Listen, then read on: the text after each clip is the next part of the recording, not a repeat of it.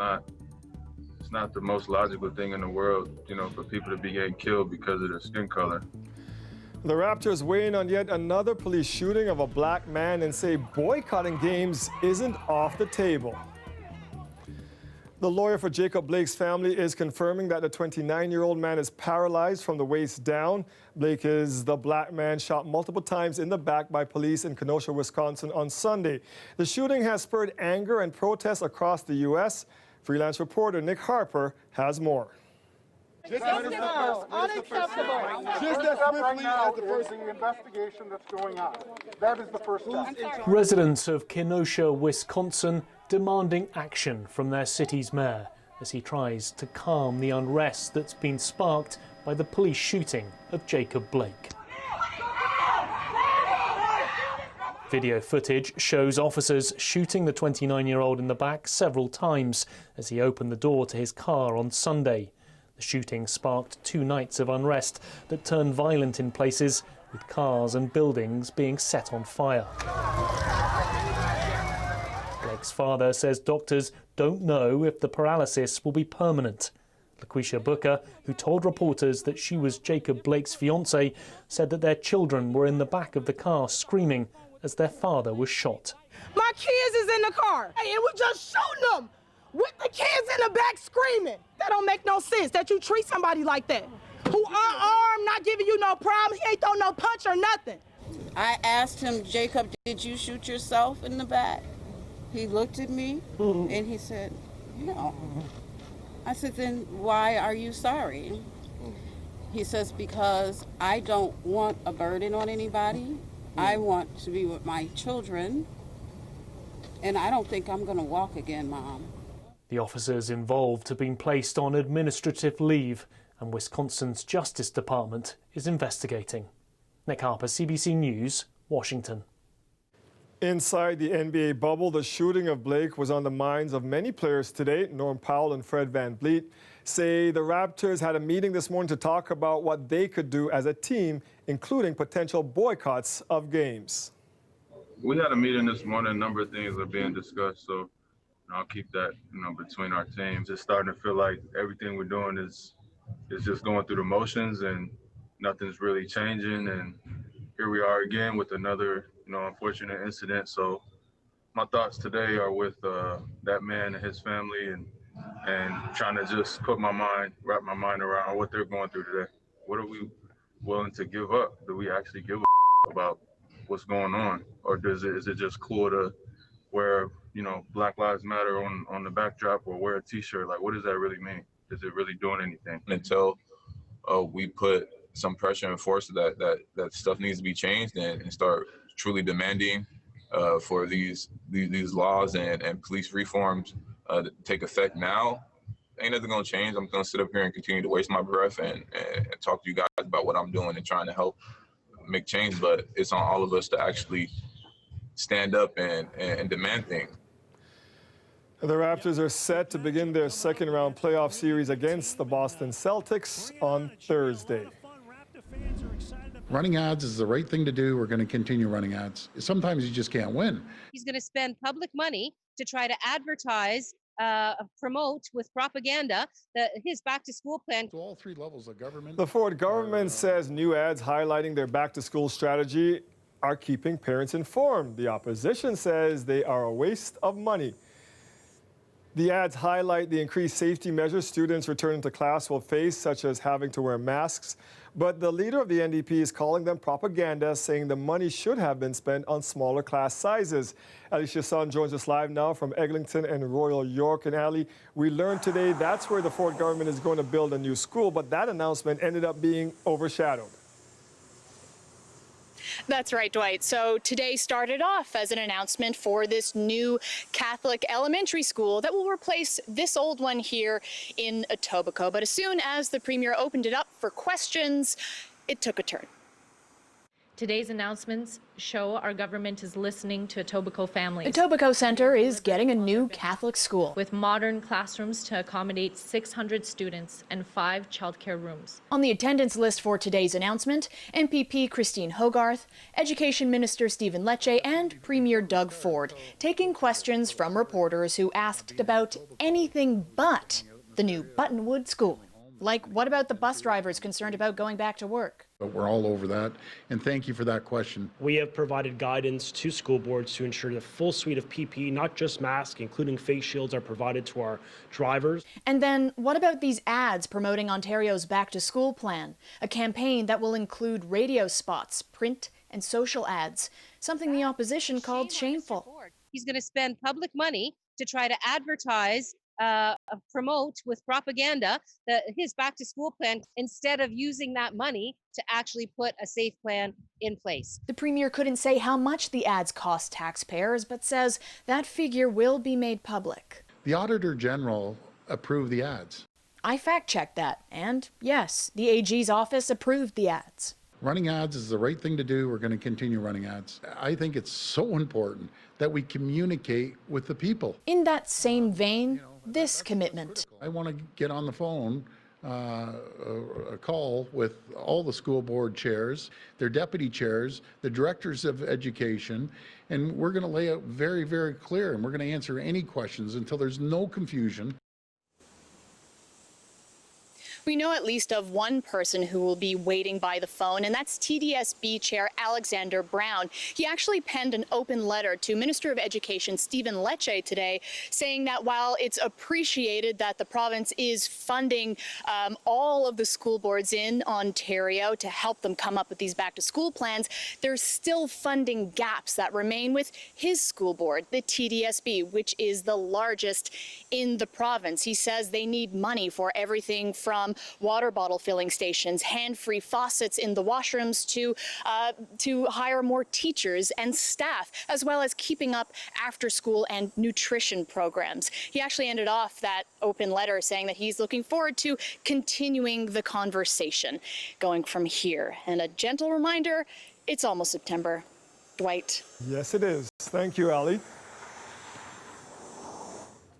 We are looking for parents, teachers, and students who can help us cover issues surrounding back to school this September. We have a forum on our website, cbc.ca/Toronto, where you can share your concerns, tell us about school conditions and how classes are going. We'll monitor the responses, follow up where we can, and take the issues you raise to the people in power. With the return to school around the corner, we're hearing concern today from the people responsible for getting many kids to class. School bus drivers are joining those criticizing the province's back-to-school plans. Some GTA drivers say they aren't being offered adequate protection for themselves or their young passengers. Linda Ward has more. I've had the same run for 3.5 years. I know every single one of these kids. Back to school is bittersweet for Bowmanville bus driver Rob Robson. He's concerned for his safety and that of his pint-sized passengers. There's 1,300 cubic feet of space in this bus. My brother's a principal, so I asked him. There's 9,000 cubic feet of space in the classroom. That's 6 times smaller. But I'm going to have I could have 2 classrooms full of kids in this bus. So what's your biggest concern about going back to your route this fall?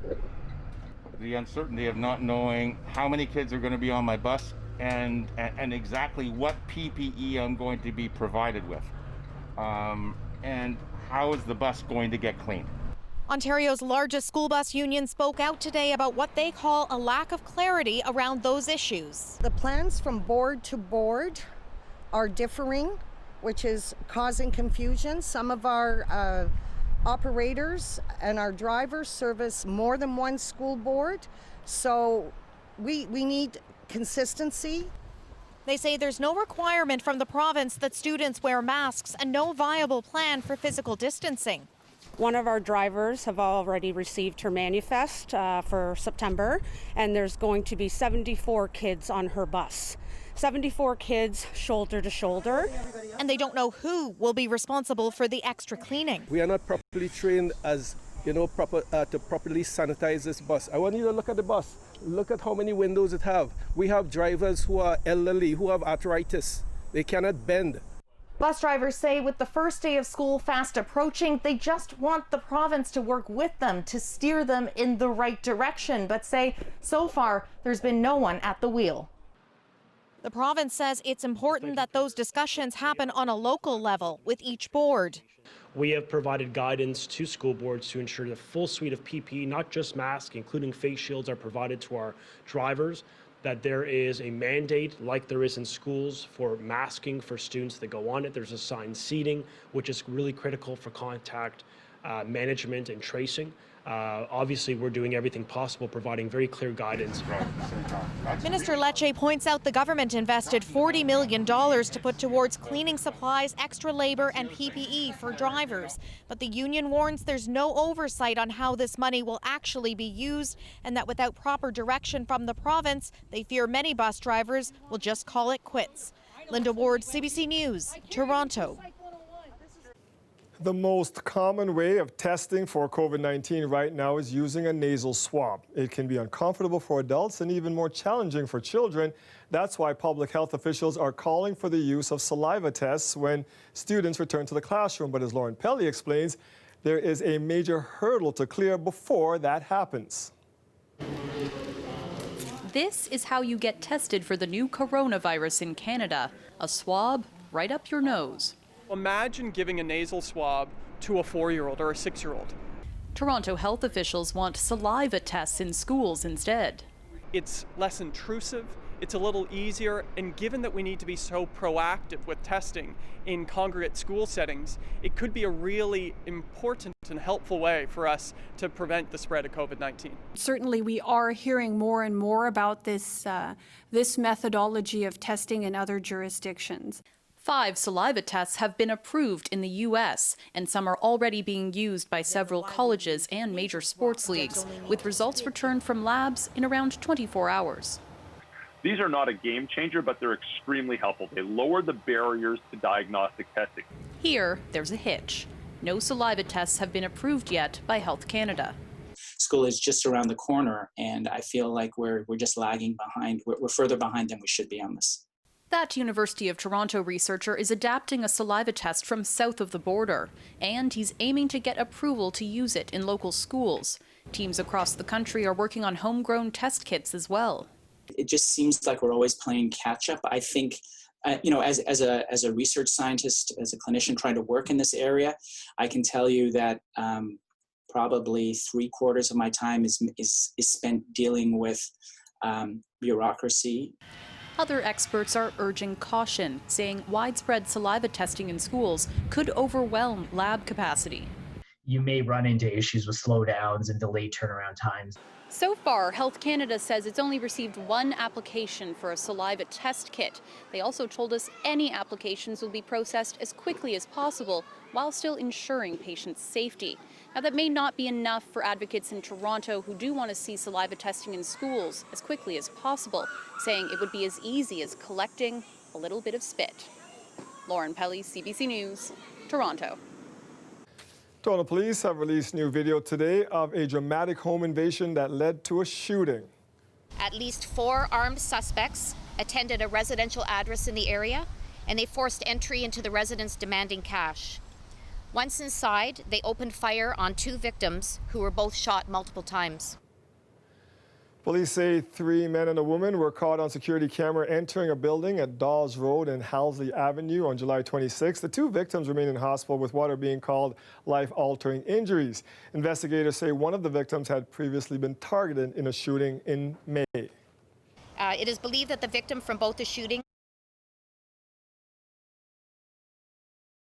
from both incidents have similar descriptions, and the shootings may be related.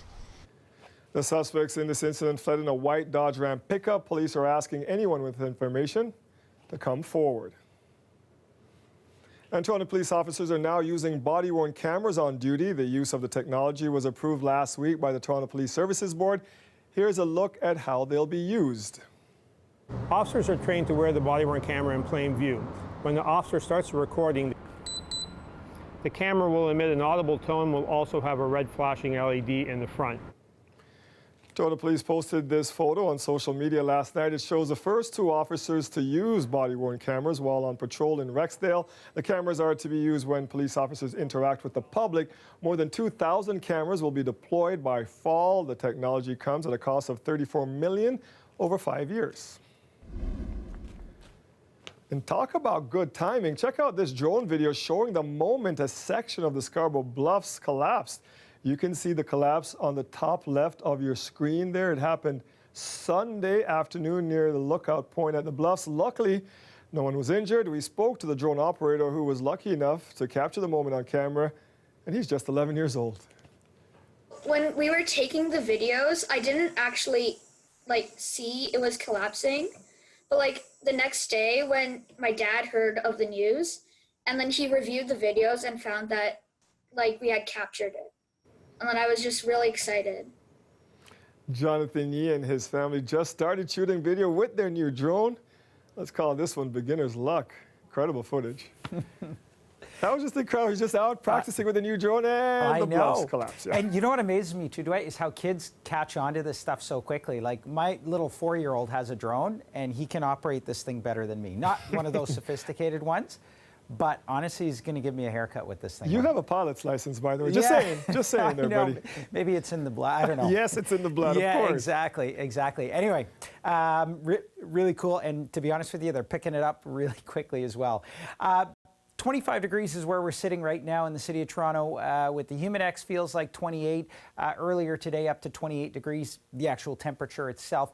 What you really would have noticed though is the lack of humidity, or at least compared to yesterday anyway. Generally sunny skies across the board. A little bit of rainfall up around Owen Sound. That's going to dissipate. What we're watching though is another system that's moving in from the west, and that's going to be our next weather maker. What it'll actually do is bring with it a warm front that'll pump up our temperatures a bit once more as we head through midweek, but also bring some rainfall. It'll start in southwestern Ontario on tomorrow morning, and then by the time we hit tomorrow afternoon, closer to about 4 or 5 p.m., we're looking at showers, likely some thunderstorms with this system to move through. So there's a look at the forecast through the next 23 degrees this evening, 14 through the overnight, 24 for tomorrow. Now, it looks like a rainy day. This is, again, after about 4 or 5 p.m. And then following this system, bit of a warm-up, and also some unsettled weather as well to talk about as we head toward the end of the week. Full details coming up. Thanks, Nick. You bet. The weather is brought to you by Trane, the most reliable heating and cooling brand. We test, so it runs. It's hard to stop a train. The new leader of the Conservative Party of Canada has held his first news conference since getting the job earlier this week. Erin O'Toole outlined some of his priorities today. As Hannah Thibodeau found out, O'Toole is trying to position himself as a champion for average Canadians. It's day two. Coffee in hand and a quick stride. Erin O'Toole started his day bright and early. And today, it was about projecting the leader he strives to be. I'm not famous, I'm not well known. I get things done. I don't drop the ball, and I've always fought for Canadians. A not so subtle diss to the Trudeau name. So clearly, he doesn't want to be like Trudeau.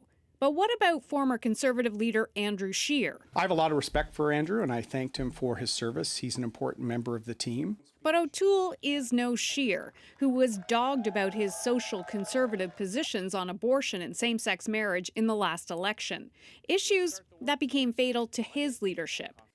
O'Toole says he has a clear track record on human rights.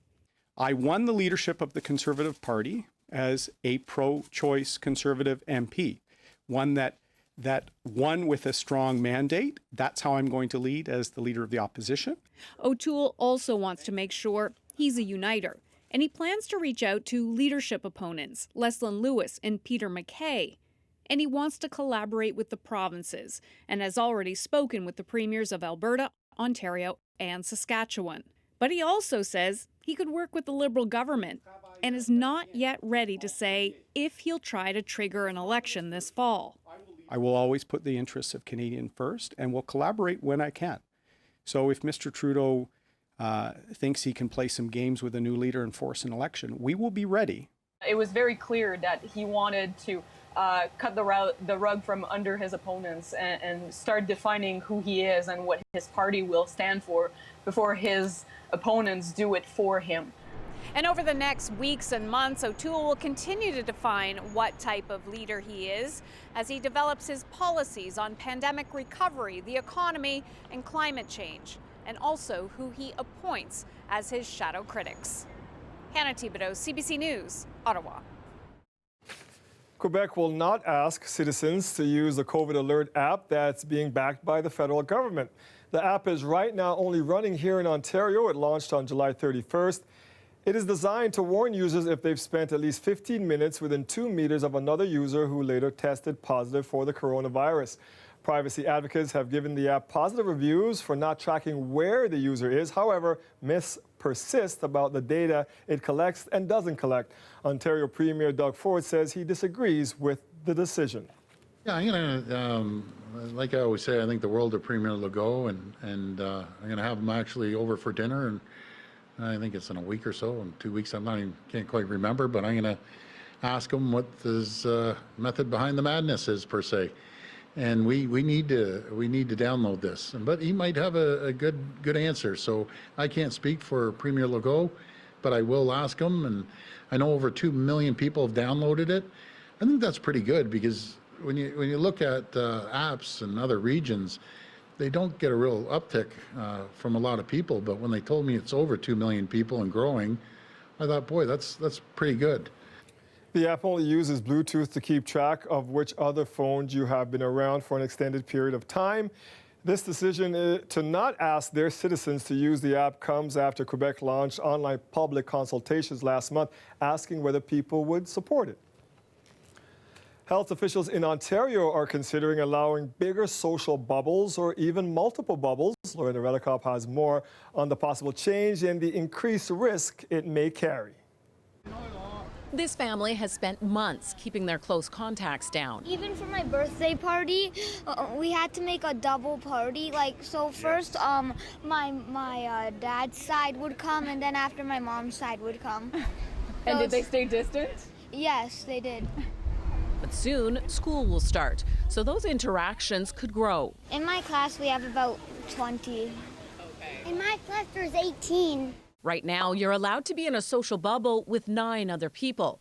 Ontario's top doctor says they're looking into whether to expand that. So either increasing the size of a bubble, or, he said more likely, allowing people to be a part of 3, 4, or even 5 different bubbles. So if we find a case, we can quickly ask and wall off to saying this was not related to your family cohort or your social cohort or your work cohort. It may have been related to your child's activity cohort.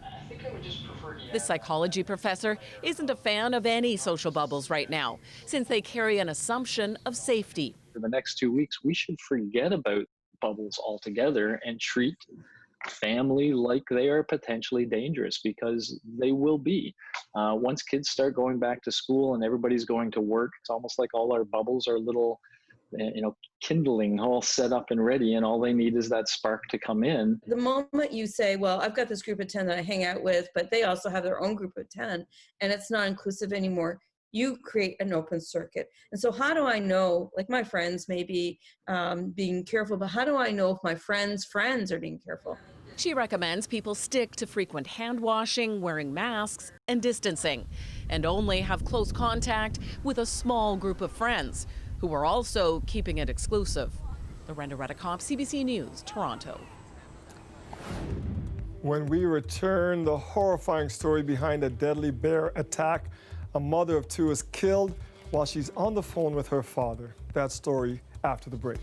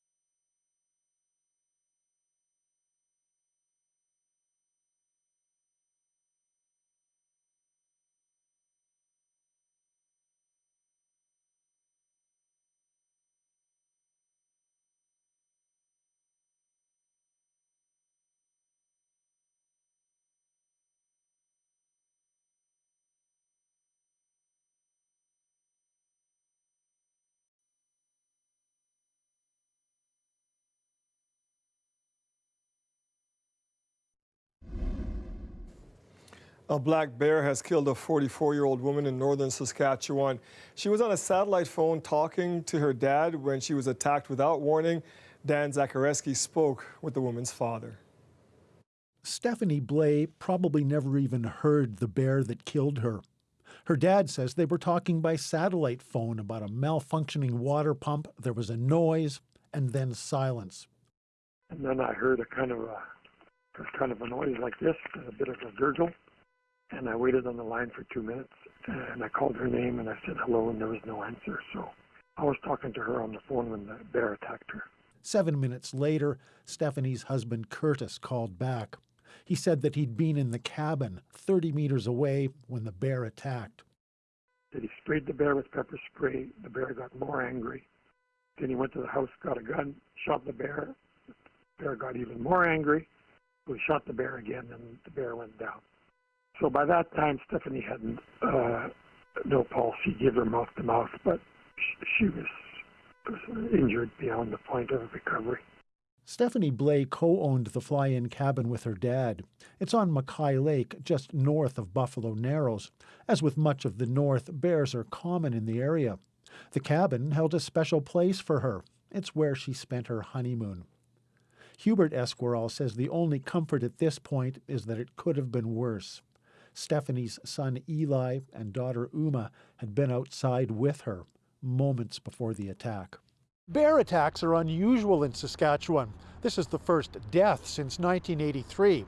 Now, the RCMP and the Ministry of Environment are both looking into exactly what happened, and that includes doing an autopsy on the bear, which is described as being an adult male. Dan Zakreski, CBC News, Saskatoon. When we come back, the University of Toronto is facing tough criticism for its back-to-school plan from researchers at the University of Toronto. There's absolutely no reason to be offering a parallel on-campus course that requires people to gather indoors in substantial numbers during the first autumn of a once-in-a-100-year pandemic. It's just dumb.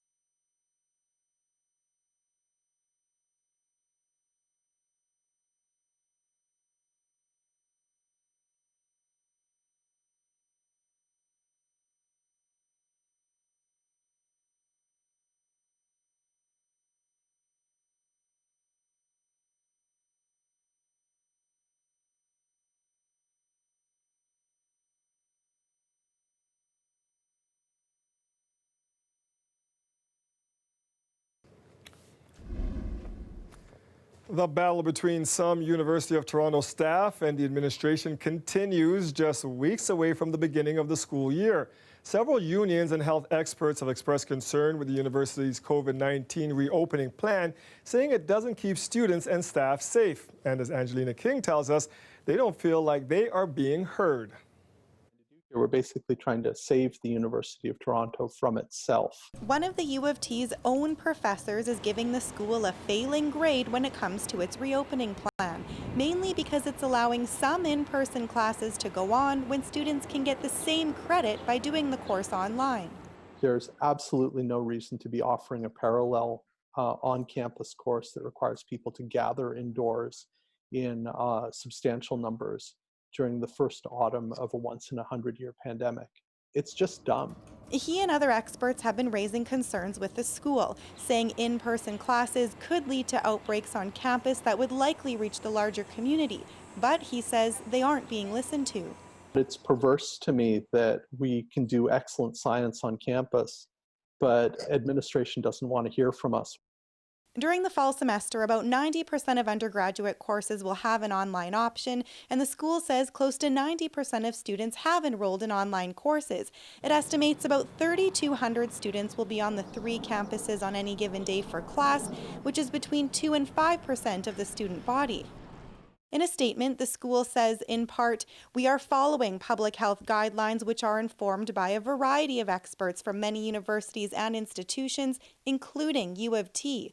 And when students are in class, it says, physical distancing will be maintained. For example, a classroom that normally has space for 120 will now only have space for 20. And the concern is that last night, a group of U of T unions held a panel discussion to hear from experts on the school's plan.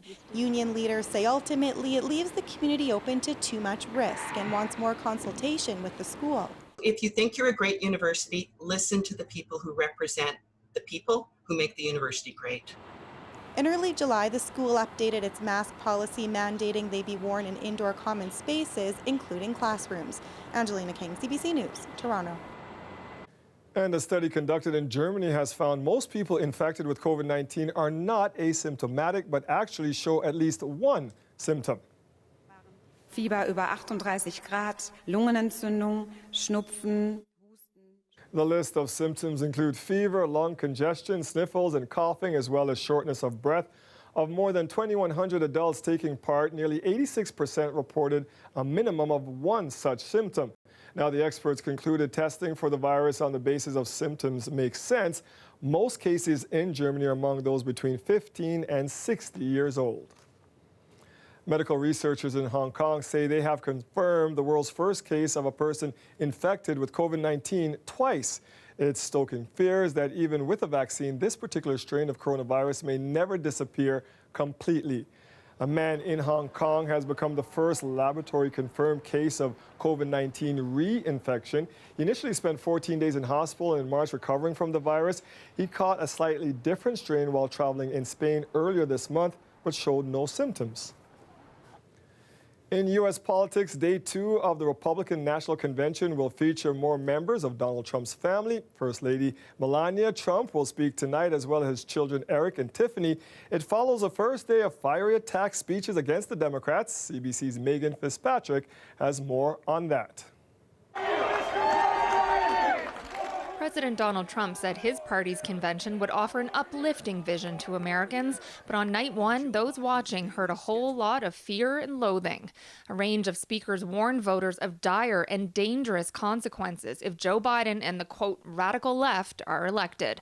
They claimed that Democrats want to take away people's guns, their freedom of speech, and their police. I am here tonight to tell you, to warn you, that this election is a decision between preserving America as we know it and eliminating everything that we love. It's almost like this election is shaping up to be church, work, and school versus rioting, looting, and vandalism. They want to enslave you to the weak, dependent, liberal, victim ideology to the point that you will not recognize this country or yourself. Speakers praised Trump's leadership on the economy and on the COVID-19 pandemic. They also defended him against accusations that he's racist. Growing up in the Deep South, I've seen racism up close. I know what it is, and it isn't Donald Trump. Other testimonials sought to portray Trump as a compassionate man who cares about everyday Americans. To illustrate that theme, Trump made brief appearances from the White House, talking to former hostages and to frontline workers. Tonight, the spotlight will fall to his wife, First Lady Melania Trump. She'll deliver her speech live from the Rose Garden at the White House. Her remarks will be closely watched. When she spoke at the 2016 convention, she was accused of plagiarizing her predecessor, Michelle Obama. Secretary of State Mike Pompeo will also speak tonight from Jerusalem, and that's sparking controversy. He's on a taxpayer-funded trip to the Middle East, and he's breaking protocol by delivering a partisan speech. His address is expected to focus on Trump's America First foreign policy. Trump is also expected to make multiple appearances during tonight's primetime events, all a warm-up to his big acceptance speech Thursday night. Megan Fitzpatrick, CBC News, Toronto. Evacuations have begun ahead of what is now Hurricane Laura, gaining strength as it spins towards the Gulf Coast of Texas and Louisiana. This afternoon, the governor of Texas called on residents to prepare for high water surges and winds of over 200 kilometers per hour as early as tomorrow night. We have only a few more hours for people to make sure they take the action that is needed to ensure their safety and the safety of their property.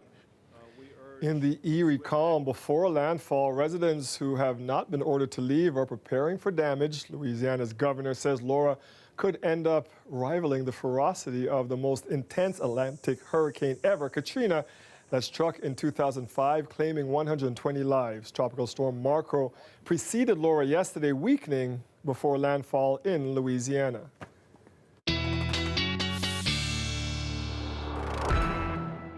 And Nick, I think the anniversary of Katrina was just a couple of days ago, and they're getting hit around the same time, and this one looks wicked. It does, yeah, kind of eerie, isn't it? And of course, we've had the two in the basin, which in itself is historic, to be hitting almost in the same place, just in short sequence, one behind the other.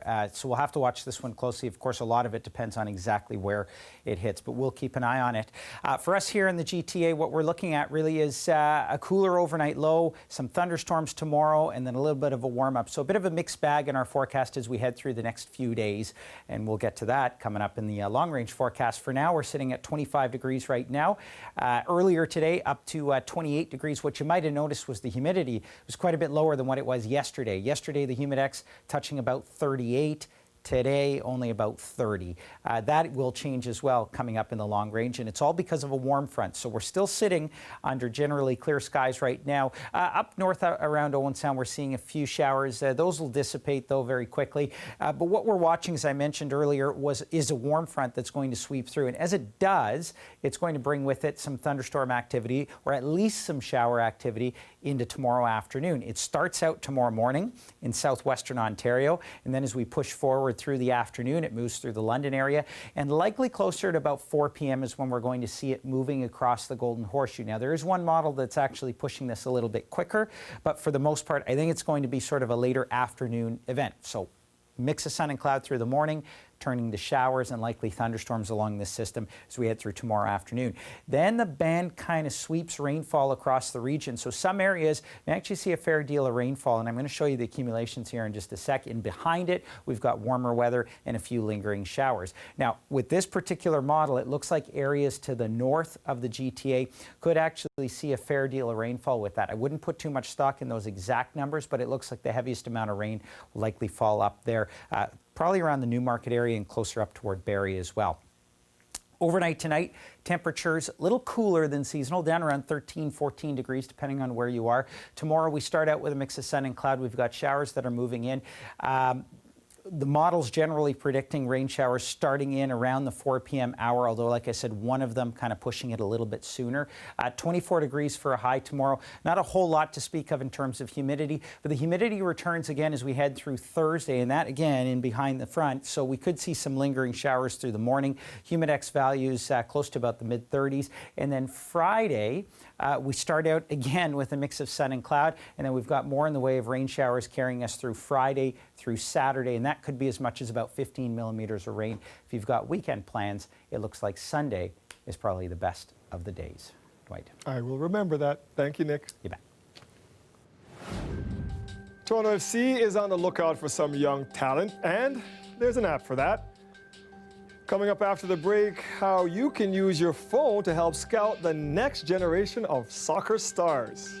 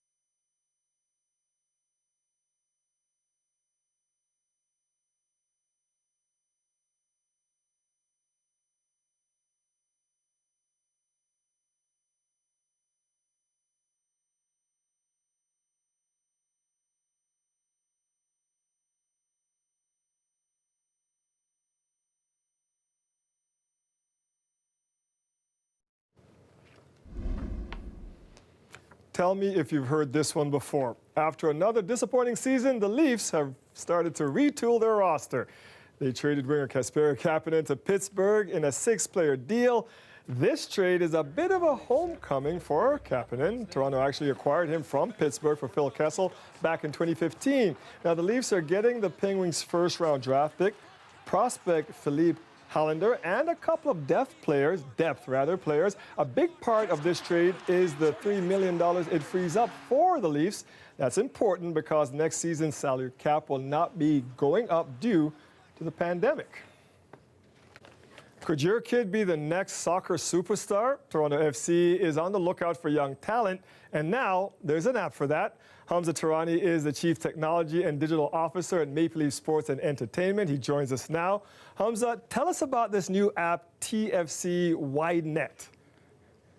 Yeah, Dwight, about a year ago, Jim Liston, who's the head of sports science for Toronto FC, approached our organization inside MLSE called MLSE Digital Labs, which is our technology and digital organization.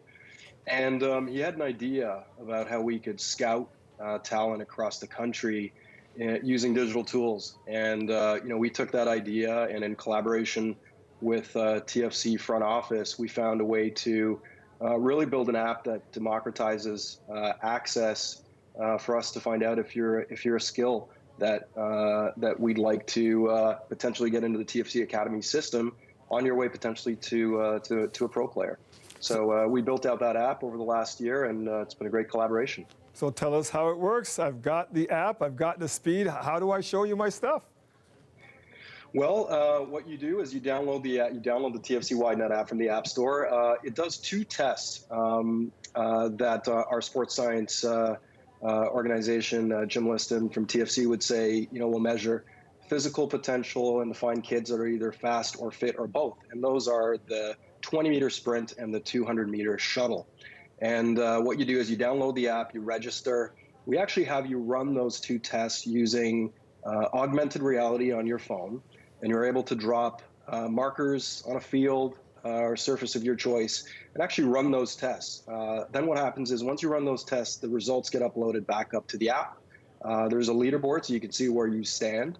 But most importantly, it goes back into our TFC Academy coaches who will look at it. And if you're talented individual and your scores show the results, then there's a potential for you to get a tryout with TFC Academy. Now, the app is free, and fair to say this is going to help to level the playing field because anybody can use it. So, I mean, who came up with this idea? Is this part of COVID now where you can't travel the country watching games and checking out players? Is that part of that, or was just something that just came to be? Yeah, I think COVID definitely enhanced, the impact of this idea. Jim Liston, as I mentioned, our Toronto FC Sports Science brought this to a conversation about a year ago. We've got a great digital organization at MLSE, actually one of the biggest in sports and entertainment. And so Christian Magsisi, who heads up our engineering team, along with Denise Barak, who heads up this program, it involved our data science team, our design team, our software development team, and then collaboration with TFC, both from a sports perspective, sports performance perspective, and just from an overall front office perspective. And, we built this. We're going to iterate on it. It's going to continue to get better. It's an opportunity to crowdsource the next soccer star. Yeah, what kind of effect do you think it will have on scouting? I know it's effective during this pandemic, but is this something we're going to use in the future now? Well, I think so, Dwight. I mean, if you think about where the world is post, eventually post-pandemic, combines and drafts and these things that happen in sports to find athletes, you can't physically go and watch an athlete in training. So we're going to have to start to use a lot of these digital tools. Luckily we started work on this idea some time ago, and I think it'll have us ahead for a little bit. But we need to continue to develop ways to interact with scouts and scouting. And I think this is a great platform for us to continue to grow and continue to scout not only in Toronto and in Canada, but frankly, there's potential to scout across the planet. My final question, this is an important one, Hamza. Will this app then help TFC find the next Alphonso Davies so the Vancouver Whitecaps don't get that player? Well, you know what? I'll leave that to our TFC professionals to make any of those statements. But what I can tell you is, with WideNet, we are casting a literal wide net across the country, and we're really excited to discover the next big soccer talent. Yeah, we know that gem was found in Edmonton, so let's hope there's some more out there. Hamza Tarani is the Chief Technology and Digital Officer at Maple Leaf Sports and Entertainment. Thanks for joining us, sir. Thanks a lot, Dwight. All right, you young soccer players, start downloading that. Now, what did you do with your summer break? When we come back, the Mississauga girl who broke a very specific world record. My name is Sankavi Rathan, and I am the Guinness World Record holder of most Rubik's Cube solved one-handed while hula hooping.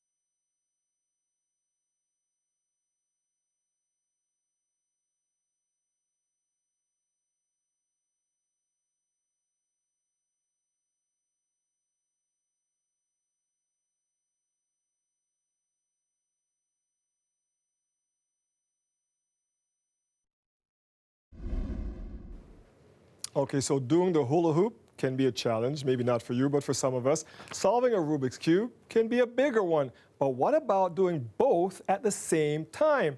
That's what an 11-year-old from Mississauga taught herself to do during the pandemic, and now she's broken a Guinness World Record, one that requires doing them both using only one hand. It's something Sankavi Rathan has mastered with limited mobility in one arm, and today she showed off her skills.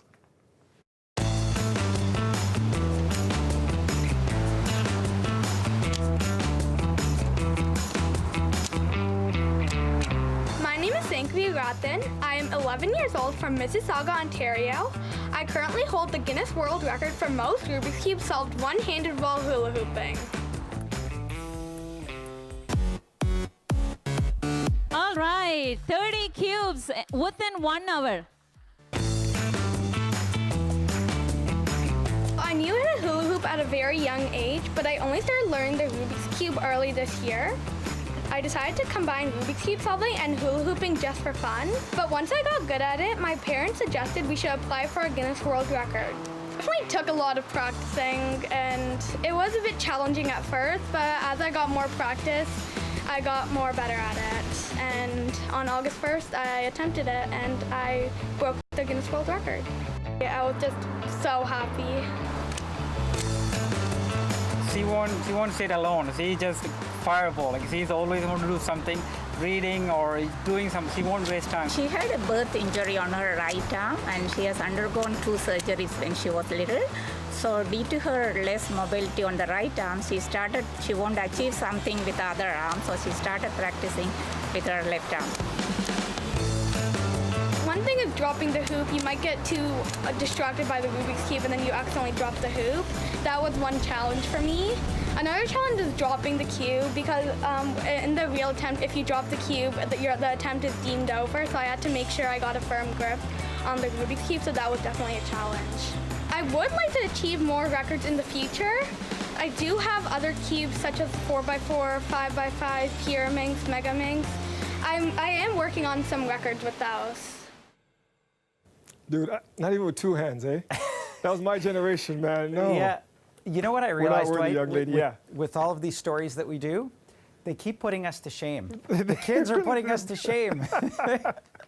I can't do one of those things, never mind 2 of them at the same time. With 1 hand. Yeah, with 1 hand. Oh my goodness. Anyway, that's amazing. I mentioned we were sitting under clear skies. There's a little bit of rainfall activity just up around the Collingwood area down towards Stayner. That'll dissipate soon, although it might push its way a little bit further south, perhaps to about Alliston.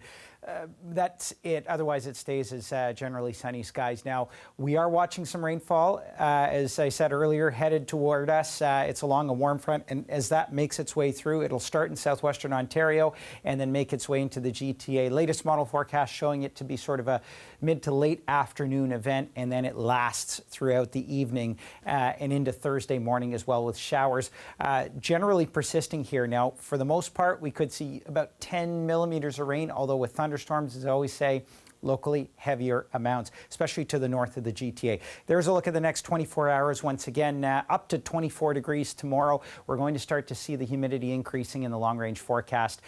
28 degrees on Thursday, humidex pushing up into the 30s, and then we've got another round of rainfall headed our way for Friday and into Saturday. So best chance for outdoor plans Sunday for sure. And glass half full, because now I don't have to water the grass those 2 days. Exactly. Thank you, Nick. You bet. That is our show for tonight. Thank you for joining us. Our 11 o'clock newscast has been preempted by hockey tonight, but we'll see you back here tomorrow at 6. And no, sorry, your Leafs aren't playing this year. Have a great night, everybody. Stay safe. We'll see you back here tomorrow at 6.